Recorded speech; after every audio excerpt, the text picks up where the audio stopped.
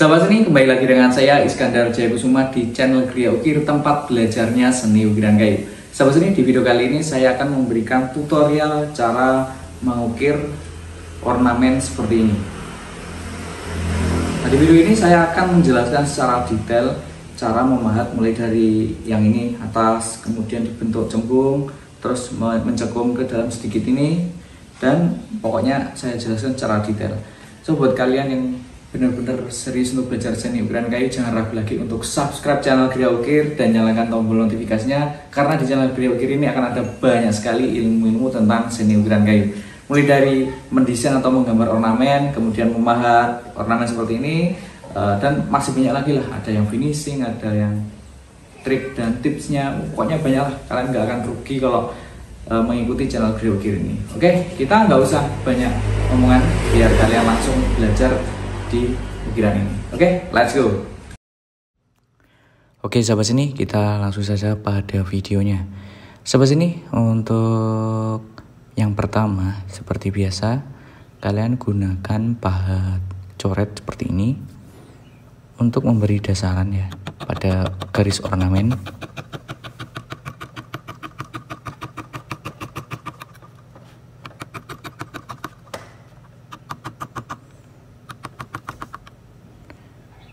Kemudian di bagian yang ini kita buat cembung menggunakan pahat kol.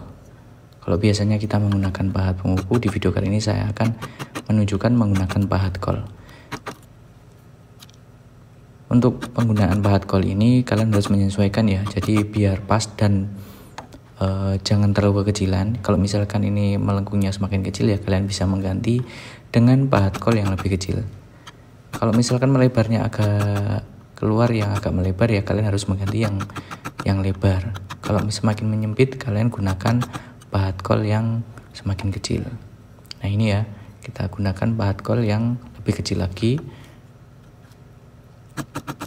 Jadi teman-teman harus telaten ya teman-teman, semuanya harus telaten. Jadi kalau misalkan mau membentuk setiap bagian-bagian ornamen, kalian harus mengganti yang sesuai dengan bentuk ornamen.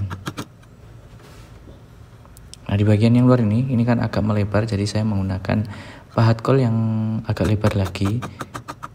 Contohnya seperti ini.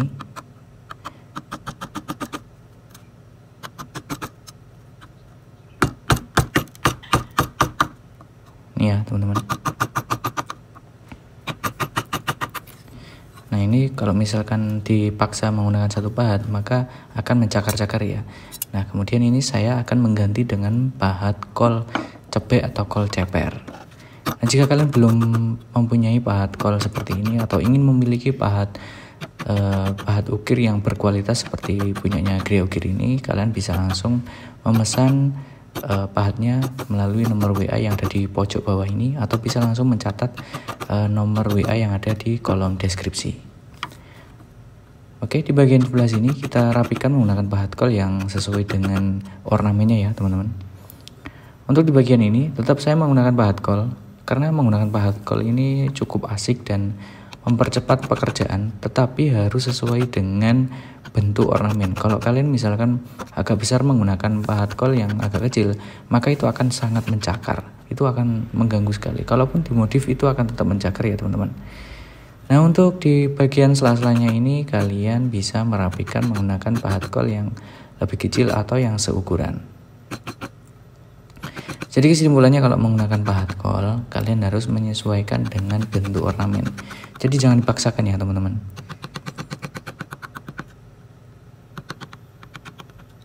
Untuk di bagian ujungnya ini kita buat cekungan mendalam menggunakan pahat kol juga yang ukuran yang lebih kecil.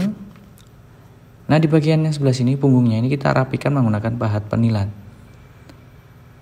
Karena ini ada bekas-bekas kertas ini yang kurang melengkung ya, kurang sedikit melengkung, ini bisa menggunakan pahat penilat. Dan yang pasti jangan menggunakan pahat penilat yang lebih gede atau yang lebih kecil, itu kurang pas ya. Jadi kita gunakan yang sedang-sedang saja seperti yang ada di video ini. Ini akan lebih sangat membantu.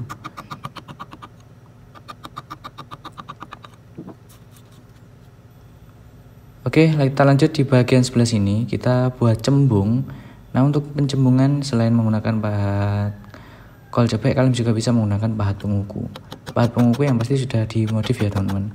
Untuk saya pribadi, untuk pahat penguku yang saya modif adalah bagian-bagian yang sangat besar. Contohnya pahat yang saya gunakan ini. Jadi maksudnya pahat penguku yang ukurannya besar-besar. Untuk ukuran yang kecil itu saya biarkan original karena itu sangat penting sekali untuk membuat ornamen-ornamen bagian-bagian yang kecil. Jadi bisa membentuk secara cepat ya. Nah, untuk bagian ini itu sangat membantu sekali menggunakan pahat penguku yang sudah dimodif karena tidak mencakar-cakar ya teman-teman.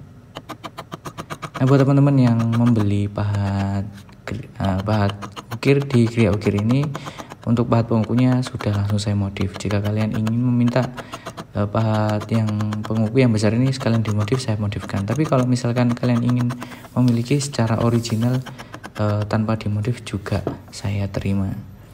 Nah, untuk di bagian ini kita lanjut, kita beri garis ornamen agar kita bisa menyelaraskan antara kanan dan kiri agar tidak ngawur gitu ya teman-teman. Kalau misalkan kalian sudah hafal ya nggak apa-apa, langsung dibentuk aja, itu nggak masalah. Tapi kalau masih tahap belajar, kalian lebih baik menggunakan garis bantu seperti ini.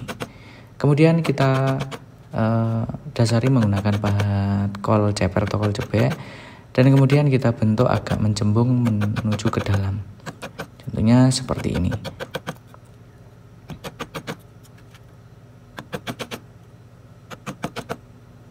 Jadi memahatnya depan belakang ya.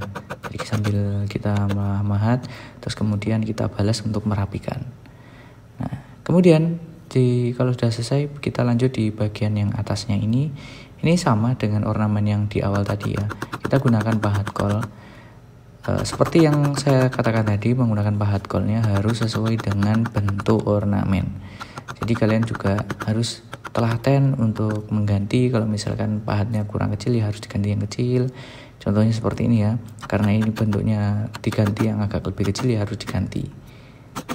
Dan upayakan agak lebih besar sedikit pahatnya sama ornamennya ya. Kalau misalkan agak ngepres gitu bentuknya, itu akan mencakar di samping-sampingnya. Untuk mengantisipasi agar tidak mencakar ya harus lebih besar. Untuk di bagian ini kita ganti dengan pahat kol yang lebih kecil karena akan saya cekungkan di bagian yang ujungnya ini. Jadi membutuhkan pahat kol yang kecil.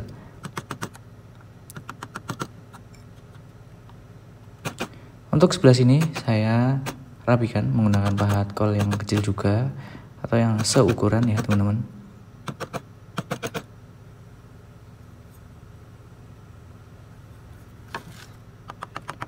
Kemudian di bagian ini saya rapikan menggunakan pahat penguku yang sudah dimodif.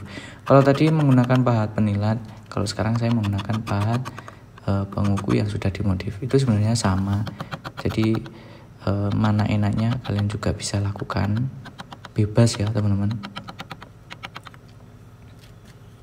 Nah, di bagian ini saya akan mencembungkan menggunakan pahat kol. Nah, pahat kolnya ini ya agak lebih besar dari bentuk ornamennya biar tidak mencakar-cakar.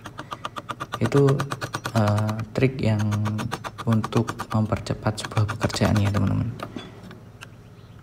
Oke, lanjut. Di bagian ini kita menggunakan pahat kol yang agak kecil atau yang seukuran dengan ornamen. Kemudian langsung kita cembungkan ke dalam, kita bekuk ke dalam. Seperti ini.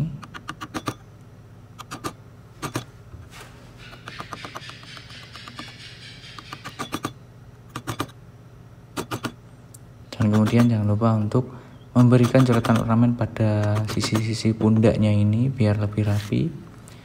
Dan yang terakhir kita buat ulir di bagian ujung ini. Kalian bisa menggunakan pahat penguku yang sudah dimodif, yang seperti di video ini ya teman-teman.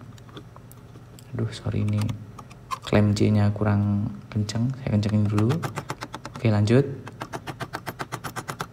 Kalian lakukan pelan-pelan, hati-hati, jangan keburu-buru karena kekuatan serat kayu itu juga berbeda-beda ya.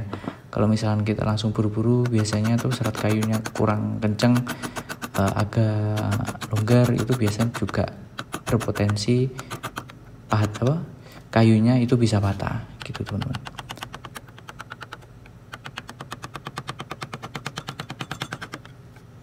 Jadi karena ini kayunya nggak saya tempel ya, cuma saya klem aja. Nanti bagian ulirnya ini kekuatan seratnya sangat sedikit, jadi ya harus pelan-pelan dan hati-hati.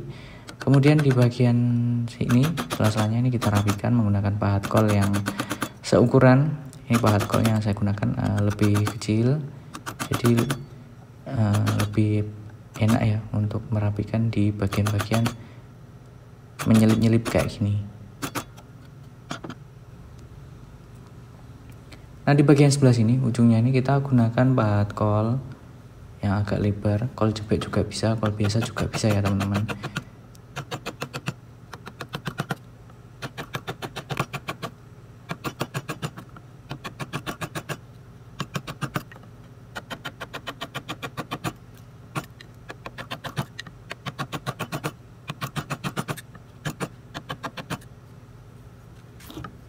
Kemudian kita rapikan bagian ini, pundaknya ini.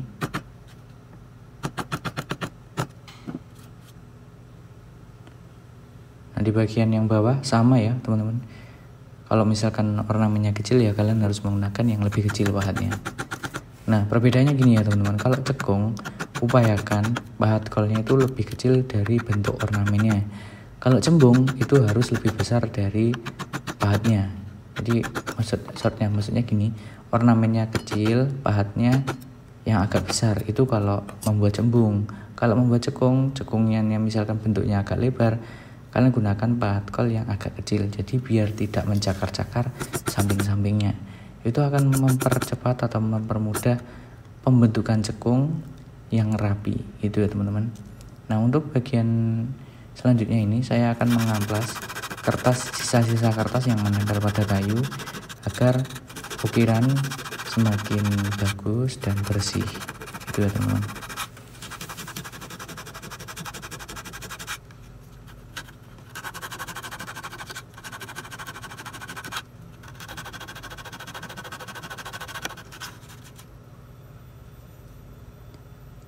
Oke, lanjutnya saya menggunakan pahat coret yang kecil ini pahat coretnya agak karatan ya, kurang saya perhatikan, kurang saya rumat karena ya sangat sibuk sekali. Tetapi saya buktikan kalau pahat meskipun harusnya diasah dan bentuknya seperti ini masih bisa digunakan dan masih tajam.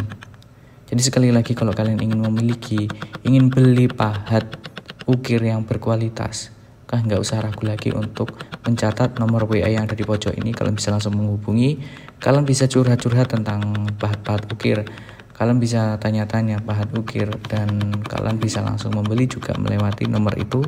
Atau kalau misalkan kalian ingin lebih lanjut, kalian bisa langsung mencatat nomor WA saya di kolom deskripsi.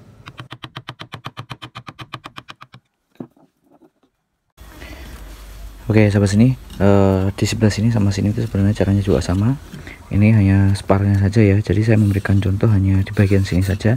Di bagian ini kita skip agar durasi biar tidak terlalu panjang. Dan inilah hasil dari tutorial kita hari ini, semoga bermanfaat.